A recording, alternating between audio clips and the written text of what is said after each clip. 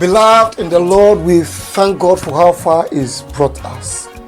It's been 11 months of God's goodness, God's mercy, and God's grace. Indeed, it is the Lord who has brought us this far. And it is now time for us to also give Him thanks in a special way. And so I am personally inviting you to our Thanksgiving service, Nativity Thanksgiving service, on the 4th of December 2022. Our first service will start at 7 a.m. and the second service at 9:30 a.m. Come, let us give thanks to God. Let us appreciate Him for how far He has brought us.